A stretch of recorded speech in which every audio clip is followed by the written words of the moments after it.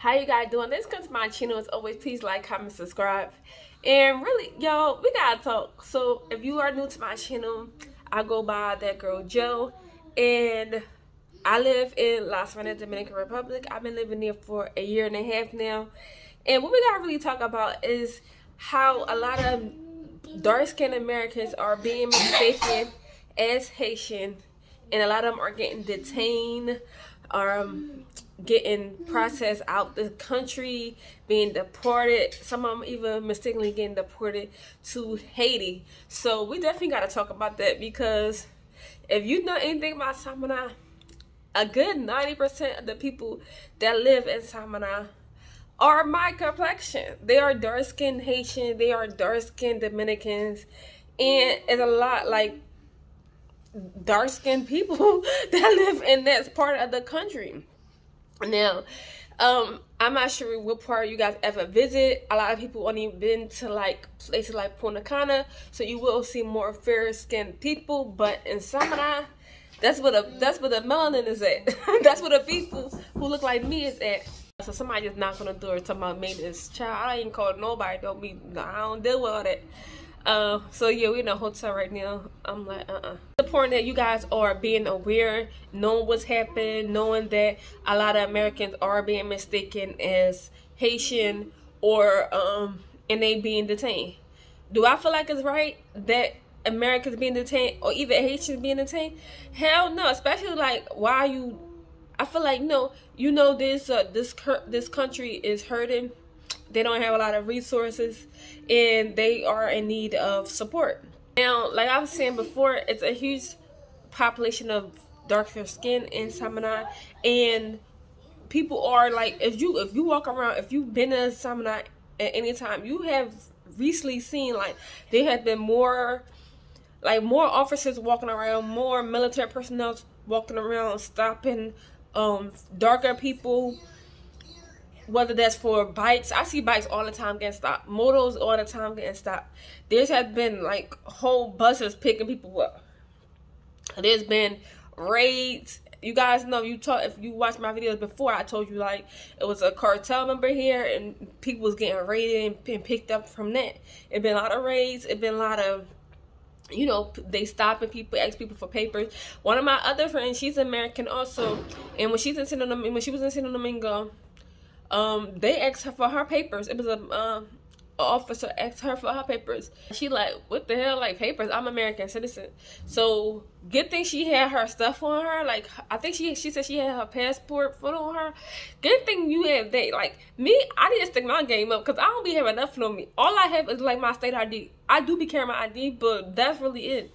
And I feel like this ignorant on my part, because I feel like and not only do I look American, when I speak Spanish, I don't have a Dominican accent. Like, you can hear that I'm English, even when I speak Spanish.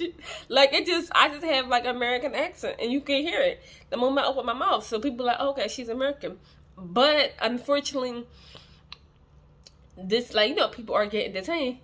Do I feel like it's right just to like pick people out just for the color of their skin? Hell no, because just like there's dark-skinned Haitians, there are light-skinned Haitians, there are white Haitians, there's are like Asian Haitian, like there's a lot of Haitian, like Asian people that's in Haiti. There's a lot of white people who was raised in Haiti who's basically a white Haitian.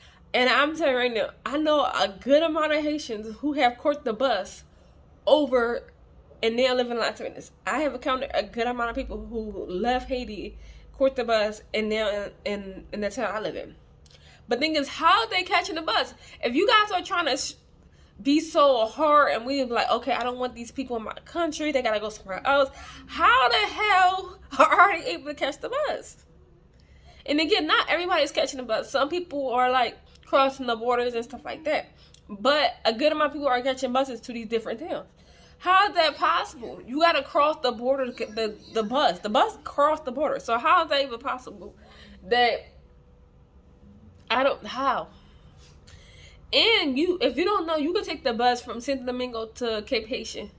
That's what we mean. If we're gonna do that one of these days, especially before we leave Dominican Republic. We're gonna catch the bus, but there is an option you could catch the bus from Santo Domingo, and vice versa. You could catch the bus from Haiti and come over to Dominican Republic. How that even possible? If you over here so strong that you don't want people in the country, you don't want Haitians, a certain complexion of Haitians in the country. Because again, like I said before, not all Haitians are dark skinned. So definitely be out, be safe, carry an ID, a passport, a picture of a passport. Either I don't recommend a passport because anything could get stolen. You know, you could lose it. Anything can happen. And I feel like this: if a person want to leave the country, they're gonna find a way. They're gonna find a way to finesse some type of system to leave. So I definitely won't recommend carrying it, even though that's what the U.S. Embassy is recommended. Also have a number. You can easily Google the U.S. Embassy number in Dominican Republic. There's one in Santo Domingo. You gotta call them up. Hey, this is going on. Anything like. This is crazy. But do I feel like it's a time for us to leave as dark-skinned Americans or dark-skinned expats to leave Dominican Republic? No, I do not feel like it's time for us to leave. It's a beautiful country. The people are, like, you know, I haven't had no issues. The people are very friendly, especially with kids. Like, they are so friendly with kids. So, like, they family-oriented. So, that's just, like, a part of their nature. But at the same time, make sure you watch your surroundings. People are people. When I say this all the time, people are people. They will do things that what people do, which is steal, kill, rob, lie. And whether it's a detention center, whether it's an officer on the street, just watch your P's and Q's. And you know what's crazy? One of my associates that I know from church that was in Las Vegas, he was in Las Vegas for a while. He's from the UK.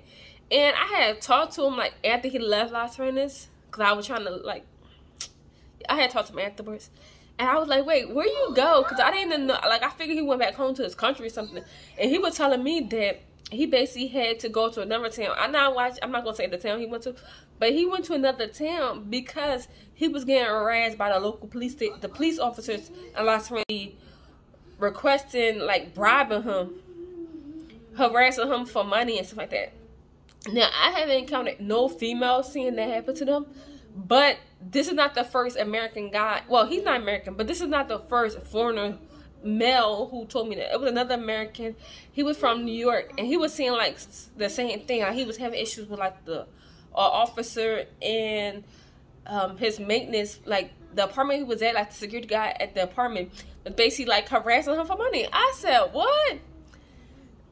And like the foreigner, so the one guy I'm talking about, he's a white male. The other one was a black male from New York. And they both said, like, they was getting harassed and stuff for money. So definitely be careful. I would tell these people in a heartbeat, I have no money. I'll tell them in a heartbeat, I don't have no money, and I want, if you could give it for me for free, I'll take it, because I don't have no money. So they probably think like she the broke American with no money, because shit, don't come to me, because I don't have it. But yeah, please be careful out there. I just recommend be prepared, have contact information. Even if you live there for a time, have information, like, you know, have one of your friends, have your parents' information in the States, so have some type of contact information. So if something happened to you, they could call your family, they could call whoever they need to call, so they could come down, or vice versa. They could get you back to the States. One program I recommend. What's the name of that? It's called the STEP program. The STEP program is actually a free program through the U.S. Embassy. You will sign up for free, and it's for any country. It's for any country. It's just not only for Dominican Republic. You will tell them, like, what country you in, how long you're gonna be there. You could track your every movement. You tell them what resort you're going to, a hotel, apartment, who you in contact with. If you're going to any excursions, you write that. You provide them with all that information, the phone numbers. So any reason, like, your whereabouts become unknown, they have, like, a paper trail. Like, oh, she came in at this flight.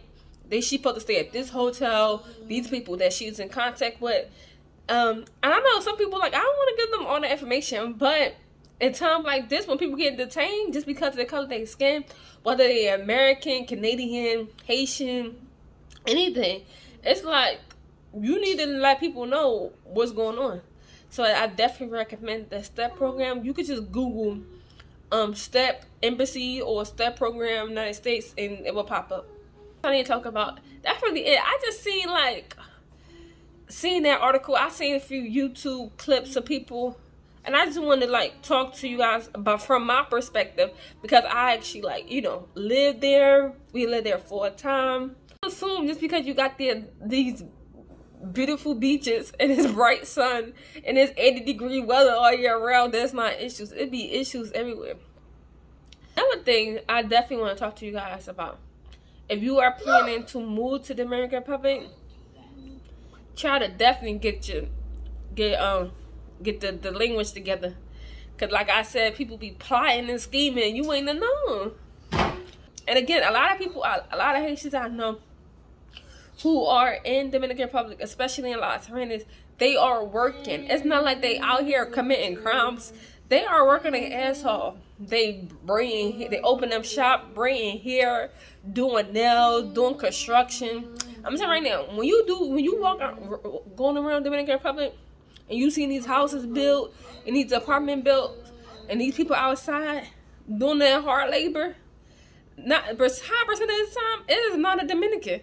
It is a Haitian out there doing the hard labor, just like how in the United States. And when you see like a lot of Hispanics outside doing hard labor, what you see, it be a lot of Mexicans. That's how it is here. Out hard labor, it's a lot of Haitians that's doing the work. So it's not like they out here committing crimes. Now it might be some out here are committing crimes, but the majority that I see on my everyday basis, they out here working, trying to, you know, make a living for themselves and their family. And yeah, they out here doing maintenance, any and everything they could do. They out here trying to do. I even tell them all, like the ones I kind of a good amount of time, like y'all should be translators. A lot of Dominicans, they only know one language. A lot of Dominicans only know Spanish. You might find some that know English, Spanish or English. But Haitians, they be knowing Spanish, English, Creole, French. That's 4 languages right there. Y'all need to be translators. And if you know me, I'm in a lot of WhatsApp groups. I don't know if I mentioned it before, but I'm in a lot of little WhatsApp groups across the island, groups that people are a part of. And one of the WhatsApp groups, the girl was saying like her friend got detained and was deported. And I said, what, an American? And this was before all these articles came out, this stuff. And she wrote this like 3 weeks ago. And was saying like how her friend was detained and deported back in the States. I said, what? Because you know, you never hear stuff like that. You never hear about, like, you know, Americans, unless they committed a crime or something, you don't really hear about like Americans getting deported back to the United States. So this is definitely an eye-opening going on. I just want to keep you guys updated, and I'll talk to you guys later. Please like, comment, subscribe as always.